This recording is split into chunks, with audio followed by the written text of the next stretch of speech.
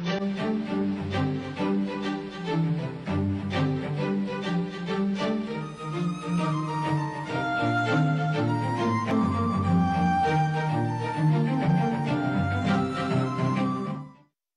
programa Reencontro está de volta, como em todos os sábados, nesse mesmo horário, das 8 às 8h30, aos sábados, pela manhã, é claro, né?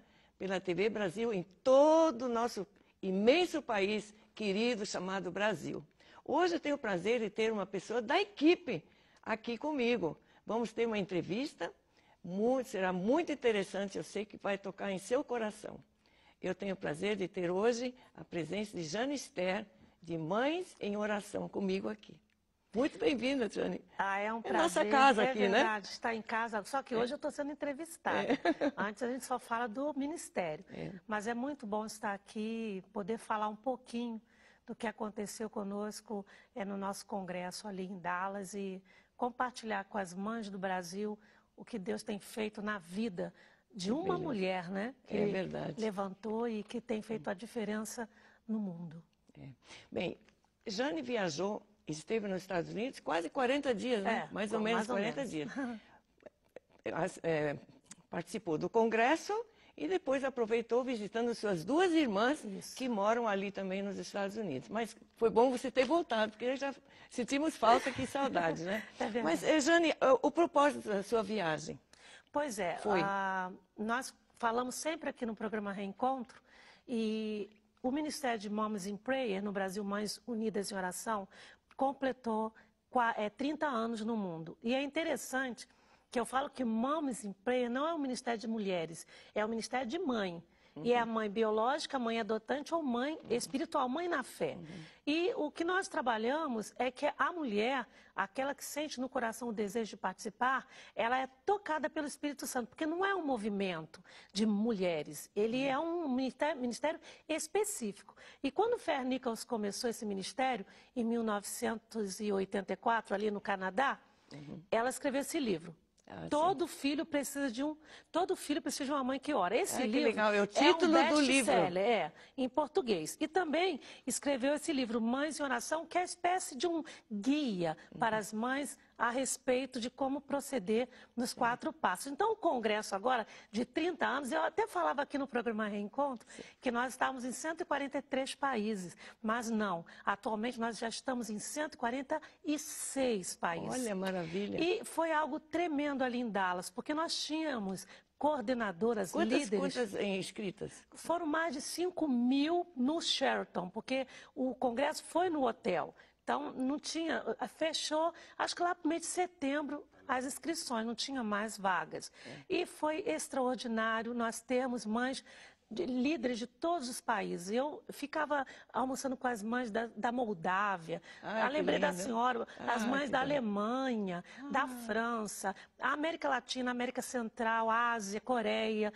E foi Japão, toda a parte Noruega, e aquela parte toda da Europa, e foi assim algo extraordinário. Mas Moms in Prayer trabalha muito com algumas regras básicas na mãe, que uma mãe tem que ser uma mãe de caráter, nós trabalhamos muito isso no congresso, ter paixão pelo ministério, pela outra mãe, ser uma mãe piedosa, ela se comprometer a apoiar a outra mãe no problema que ela esteja vivendo. Temos mães que não têm problema nenhum, e trabalhando a fé, a coragem e a perseverança, porque nada, absolutamente nada, resiste ao poder da oração quando é feita com fé.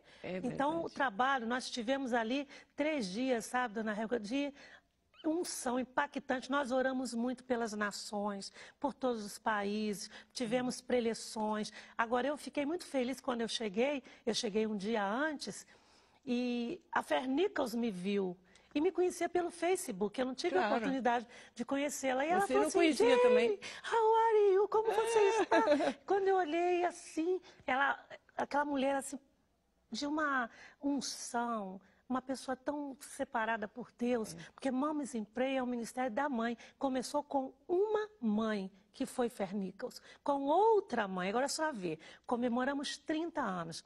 A gente vê o tamanho do nosso Brasil, imenso. Agora imagina um ministério em 146 países. Mas foram todos representados? Todos representados. Todos representados. O único parece que houve um problema por causa da questão de visa, alguns países, que pena. mas não no aspecto de não irem.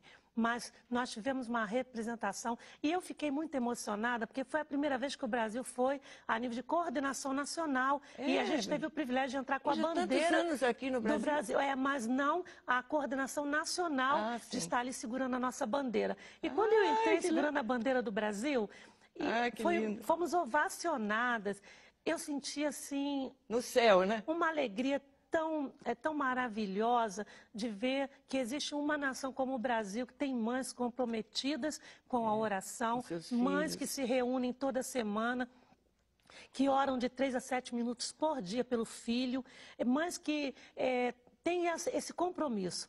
Agora, uma coisa que a Fernicos falou, ela não chegou a usar a palavra negligência. Nós trabalhamos muito a responsabilidade da mãe em levar os filhos para a escola dominical, os primeiros valores espirituais. Mãe que vai para a igreja e deixa o filho dormindo em casa. Então, ela não quis dizer nem que a mãe era negligente, não. Ela foi mais além da mãe. Eu não sei nem, em português, eu acho que nem existe uma tradução para essa palavra. Em inglês seria como? Eu não me recordo. É tipo como se fosse uma criminosa. Uma negligente é bem leve. Vamos dizer assim, mais cheio, mais forte. Então mais, como eles mais strong, mais forte no aspecto de que a mãe, Deus deu a ela o privilégio de gerar ou de ter um filho biológico ou espiritual, ela é uma mulher comprometida coração. Então, ela não é só uma mulher, ela é mãe. E a Bíblia diz que mesmo que a mãe viesse do seu filho se esquecer, Deus não se esqueceria. Quer dizer, ele usa a figura da mãe. Nós trabalhamos muito lá também em Joquebede, a estratégia de Joquebede, da confiança dela em Deus, de colocar o filho no Nilo e depois a filha de Faraó aparecer e cuidar e depois ainda receber um salário, as bênçãos de Deus quando a mãe se deposita, se coloca no altar. O Moisésinho, né? Moisésinho, com aquele bebezinho lindo. Trabalhamos muito a fé de Esther, porque quem guerreia por nós é o nosso Deus, ele quer de nós a fé. A coragem e a perseverança em olhar para Ele. Ele que é o nosso, é o direto nosso. Ele que age por nós. A mãe tem que entender que ela é instrumento nas mãos de Deus. Deus faz a obra como fez com Esther. E a outra que trabalhamos muito foi Ana. Ana, ela... Exemplo de oração. Sempre na dependência de Deus. Porque Moms in Prayer é um ministério de mães de oração. Então, a gente trabalhou muito mulheres, mães da Bíblia, mães que geraram, que trabalharam. E Esther, no aspecto de uma mulher que dependia de Deus. E lá nós trabalhamos o jejum. Que ela ficou jejuando, nem água bebia 3 dias. Então, da mãe ter confiança no Senhor e saber que Ele vai estar no controle de todas as coisas. Então, eu sempre falo que nada, absolutamente nada, resiste ao poder da oração. E isso foi trabalhado no Congresso. Foi, assim, momentos magníficos e muito interessante porque tínhamos mães da Suíça, da Suécia, da Holanda e outros países e algumas também não falavam inglês, mas havia comunicação espiritual. O congresso foi todo em inglês. Foi filmado? Tudo filmado. E o mais bonito, quando nós cantamos alguns hinos que o mundo conhece, Grandioso és tu, eu me lembrei até da Aliança Batista Mundial na Argentina, quando eu estive presente na época que o pastor Fanini foi eleito presidente. E eu ouvi o pessoal cantando, cada um no seu idioma. E eu falei assim, que bom, nosso Deus, Ele fala todos os idiomas e todos conhecem e todos entendem. Então, foi maravilhoso. Eu agradeço muito a Deus esta oportunidade. Então, foi uma oportunidade maravilhosa. Aquele congresso na famosa Dallas, né? Exato. No Texas, ali no Texas. E... você também teve a oportunidade de estar com minha filha ali, né? Sim, encontrei a Margarete, foi muito bom, nós saímos, passeamos, a Maguinha levou biscoito pra gente, foi muito gostoso, maravilhoso. Delícia, né? Agora, eu queria que as mães que estão nos ouvindo, que entrassem no nosso site, www.mãesunidasemoração.org. Lá tem todas as informações para entrar em contato conosco. Então, veja aí na tela, entre em contato. Mães em Oração. Quando você pergunta sábados de manhã no seu quadro, Mães em Oração, você já orou pelo seu filho hoje? Eu sempre posso dizer sim, Jane. Sim, é. Muito obrigada, Obrigada mas não a desligue, oportunidade. porque Jane estará de volta ainda nas próximas vezes, nossos próximos encontros aqui. Obrigada. Amém.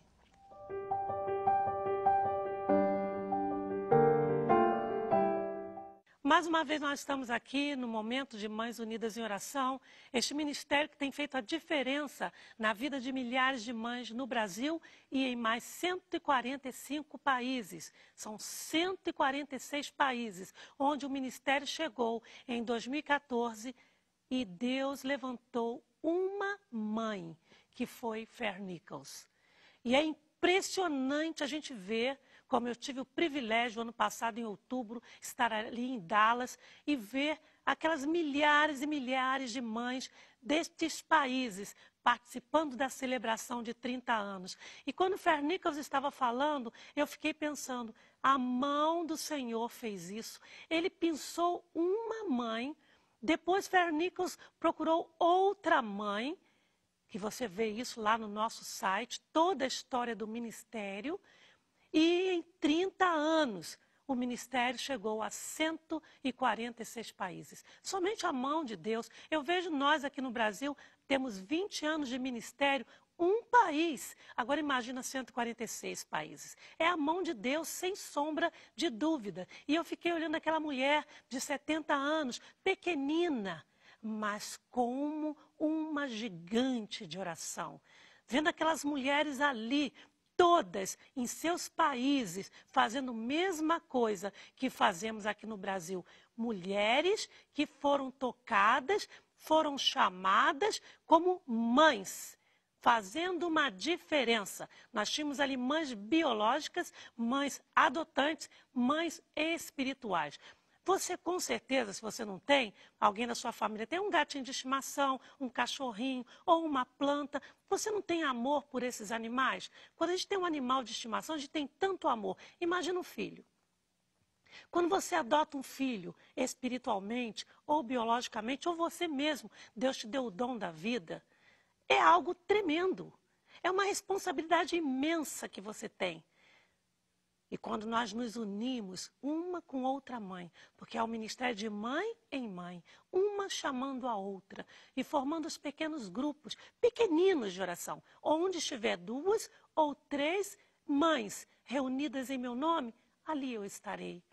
E Deus tem feito a obra, porque você não tem que perguntar onde que tem grupo para eu participar, não, você é o grupo. Você começa o grupo, você começa como uma mãe intercessora individual e pede a Deus outra mãe e ali você começa a orar, porque é um ministério de intercessão pelos filhos e escolas. E o trabalho é lindo, é maravilhoso e nós damos todas as informações quando a mãe entra em contato conosco. Você pode acessar nossa página no Facebook, Mães Unidas em Oração. Não esqueça a palavra unidas. Tem lá o nosso coração com 2 mães orando e você vai conhecer esse trabalho que tem feito a diferença na vida de milhares de mães no Brasil. Eu estarei aguardando o seu e-mail. Eu sei que você sabe do que Deus é capaz de fazer através da sua fé, através da sua dependência nele. Porque quando nós clamamos, o Senhor atende. Entre em contato conosco, porque Mães Unidas em Oração, filhos protegidos. Todo filho precisa de uma mãe que ora. Você já orou pelo seu filho hoje? Que o Senhor nos abençoe. Amém.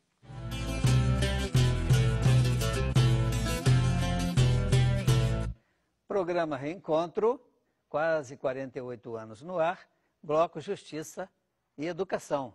Hoje recebendo o doutor Jonatas Nascimento. Doutor Jonatas, um nome diferente, mas é assim que se diz, Jonatas Nascimento. Uma alegria muito grande recebê-lo, doutor Jonatas, e gostaríamos de ouvir suas considerações iniciais. Bom dia, doutor Fábio, bom dia, telespectador. Uma alegria estar aqui. Uma confissão primeiro, eu sonhei sentar nessa cadeirinha aqui. Hoje, mesmo? pela graça, estou sentado Amém. aqui. É um prazer, pela forma simpática, como você dirige esse quadro, a sua simpatia, enfim, a sua dignidade. Parabéns. Muito obrigado, alegria nossa de recebê-lo e também de levar pessoas que tenham a sua expertise, né, para todos aqueles que dela precisam. Eu vejo aqui, o senhor me trouxe uma cartilha, né, cartilha da Igreja Legal. Cartilha da Igreja Legal. De que trata essa cartilha? Então, eu milito desde sempre na área de contabilidade. Eu digo que eu costumo dizer que eu não escolhi a área contábil, eu fui escolhido por ela. Já muito novinho, eu entrei nesse ramo e lá se vão 38 anos. Nos últimos 20 anos, eu tenho militado da contabilidade eclesiástica também, o que tem me dado muita alegria na medida em que eu percebo que eu posso ajudar as igrejas a se aparelharem, a se equiparem para não caírem em infrações fiscais. O senhor é contador? Eu sou técnico em contabilidade. Técnico em contabilidade. Olha, eu vejo duas coisas interessantes aí. O senhor disse que não escolheu, foi escolhido pela contabilidade, né? Eu também sou técnico em contabilidade, fiz lá no Colégio Rui Barbosa, há muitos anos, é melhor nem dizer, que o senhor disse que está há 38 anos já na estrada, e eu tive a oportunidade de trabalhar no escritório de contabilidade e recusei, não sei por quê, porque eu estava desempregado, tinha saído do Exército, né, em 1976, eu disse, não quero não, meu filho, você vai trabalhar, você precisa fazer alguma coisa. Eu digo, não, pai, não quero não sei por quê, houve uma resistência, então eu não escolhi e nem fui cooptado obrigatoriamente pela contabilidade, embora goste muito de contabilidade. Mas o senhor falou sobre a revista, que o senhor está, a cartilha, o senhor está há alguns anos trabalhando também com a contabilidade eclesiástica. Uhum. De que se trata e como ela funciona? Né? Então, até alguns anos atrás, vamos dizer 2, 3 décadas, não havia obrigações fiscais para as igrejas. Se havia, mas era de uma forma assim, muito tímida. Com o passar do tempo, a igreja ganhou outras conotações, corpo, né? Ganhou corpo e ganhou um lado empresa. A igreja tem muitos um lado empregados, né? Empresa, veículos, produtos. Com certeza. E você tem uma norma a ser seguida, né? Aliás, várias normas, né? Então, eu enxergando isso aí, hoje nós temos no Brasil, segundo os dados do IBGE, 150 mil igrejas evangélicas. Há uma necessidade em torno disso aí. Imagina o senhor, no interior desse nosso Brasil aí, e mesmo nos grandes centros, há muito desconhecimento. E todo desconhecimento hoje redunda em multas fiscais. Toda hora, tem igreja sendo fiscalizada e sendo fisgada pelo... Autuada. Exatamente. Qual é o tipo de infração que gera mais essas autuações e mais em torno das obrigações acessórias, né? A igreja, como se sabe, ela goza de imunidade tributária. Então não se fala em pagamento de imposto sobre sua renda, até porque não é renda que se fala, né? Ela vive de doações, mas existem as obrigações acessórias. E nesse sentido é que as igrejas às vezes inobservam ou não querem observar, ignoram. Às vezes até há casos em que as pessoas se insurgem, os gestores eclesiásticos se insurgem contra as normas. Olha só que coisa, né? Então, o Jonatas aparece nesse cenário aí para poder orientar, para poder puxar, né, para o lado da legalidade mesmo. Mas qual é, dentre essas atividades acessórias, aquela que gera mais a infração? São muitas. A declaração anual do imposto de renda da pessoa jurídica. Toda igreja tem que declarar imposto de renda todo ano? Mesmo negativa, ainda que ela não tenha tido atividade no decorrer do ano, ela se obriga a apresentar a declaração anual do imposto de renda. E muita gente acha que a igreja está livre de tudo, né? Não está. O senhor vê. Não está. A DCTF, essa então é a mais constante. O que significa DCTF? Então, é a declaração de demonstrativos de obrigações fiscais. Ou seja, a igreja que tenha que recolher o PIS sobre a folha de pagamento, ou o imposto de renda sobre os proventos ministeriais, ou o imposto de renda sobre pagamentos feitos a autônomos. Houve pagamento de tributos federais, ela tem que apresentar DCTF mensal. E a multa mensal mínima é de R$500. Imagina uma igreja que esteja aí 5 anos sem cumprir essas obrigações. Ela já está endividada, né? Gente, mas isso é muito grave. Não é todo verdade? Mês a igreja tem que fazer uma declaração de que... Todo mês. Não basta pagar, tem que pagar e tem que fazer uma declaração. Tem que prestar informações ao governo. Tá certo. Tá? Além da DCTF, temos também a DACOM para algumas igrejas, né?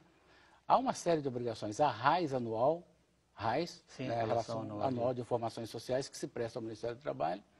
Também temos a DIRF, a Declaração de Imposto de Renda Retido na Fonte, onde também você tem que declarar as entradas advindas de cartão de crédito, inclusive cartão de crédito, que hoje as igrejas passam o cartão de crédito, né, para colher as ofertas e dízimo, não é isso?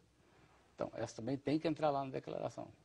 Muito bem. Doutor Jonatas Nascimento, que é um especialista em contabilidade, nosso tempo acabou. Já? Pois é. Nem acredito.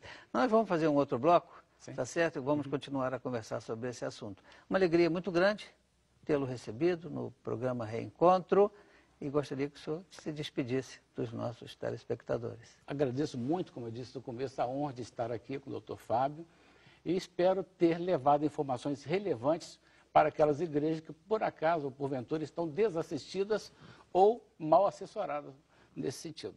Muito obrigado, doutor Fábio. Muito bem, você fique conosco que nós vamos no próximo bloco, não hoje, mas no próximo sábado, falar sobre a cartilha da Igreja Legal. Você que é pastor, que é responsável, administrador, de uma forma geral, tem interesse nesse assunto, por favor, fique conosco e o programa Reencontro continua no ar. Obrigado, que Deus o abençoe.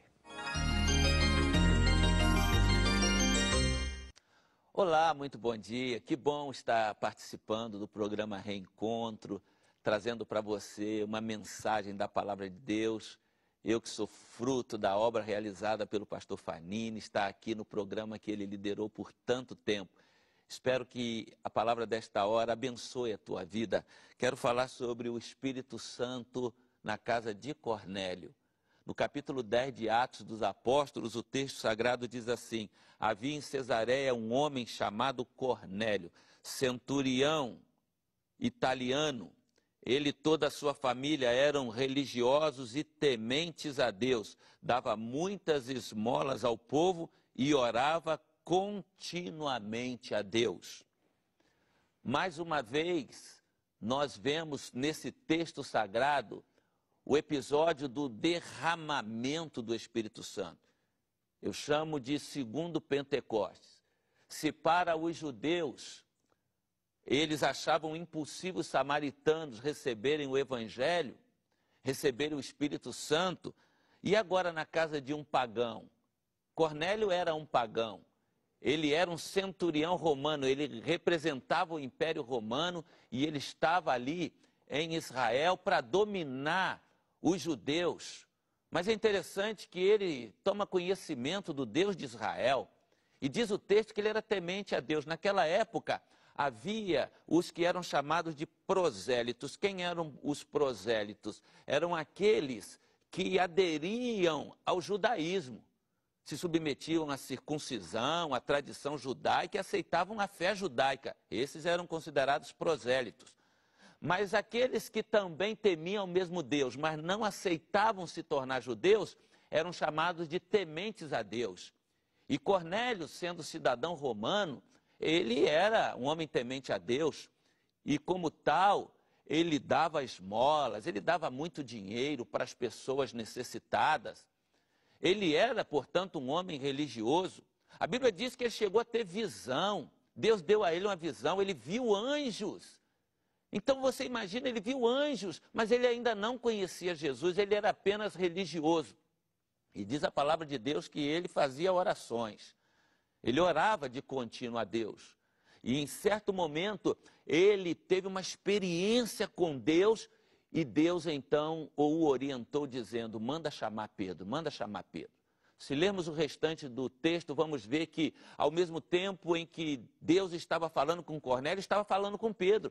Porque Pedro não podia admitir entrar na casa de um romano, porque o romano era pagão e comia coisas que os judeus não comiam. Então Pedro tem uma visão, o céu se abre, um lençol desce até ele, cheio de animais impuros para os judeus, e ele ouve a voz do Senhor dizendo: Pedro, mata esses animais e come.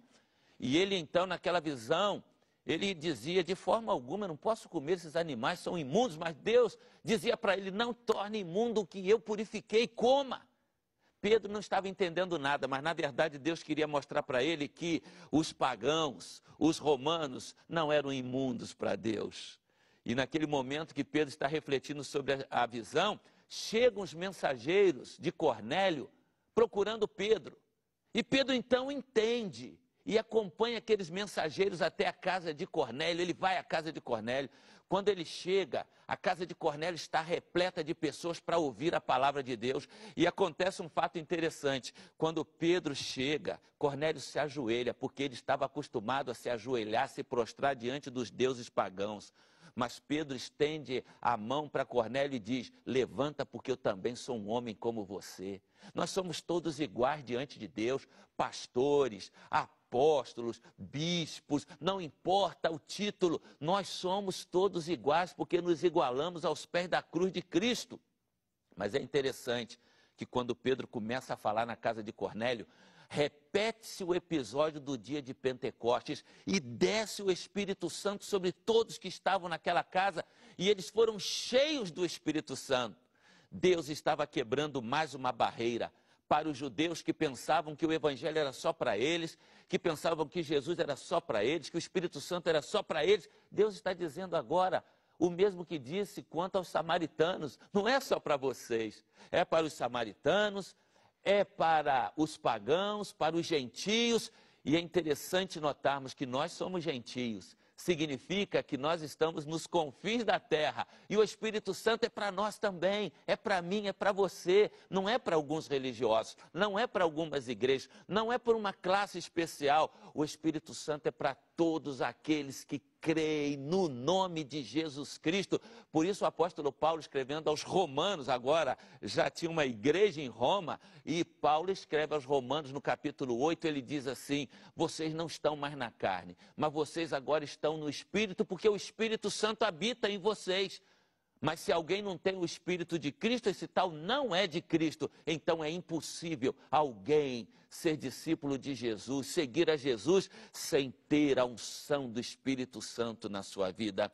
Este fenômeno vai se repetir depois em Atos capítulo 19, quando Paulo vai pregar em Éfeso, e ele entra em Éfeso e encontra alguns discípulos de João que não tinham sido batizados no Espírito Santo, e Paulo então pergunta se eles conhecem o Espírito Santo. Eles dizem: nós nem ouvimos falar. Paulo ora sobre eles, impõe-lhes as mãos, e eles são também batizados pelo Espírito Santo, terminando assim a inauguração do ministério do Espírito Santo como obra inicial na face da terra, porque ele agora veio para ficar entre nós. Jesus disse: eu virei para estar em vocês para sempre. E agora eu termino dizendo que Paulo diz aos coríntios, aos crentes de Corinto. Corinto ficava na Grécia, e Paulo escreve à igreja de Corinto na sua primeira carta, capítulo 12, verso 13. Ele diz: agora não há mais separação entre judeus e gregos, entre pobres e ricos. Agora todos somos um só corpo pelo Espírito Santo de Deus que habita em nós. Que Deus te abençoe, que você seja um homem, uma mulher cheio do Espírito Santo de Deus, para que Deus possa usar poderosamente a sua vida. Que Deus te abençoe, é a minha oração.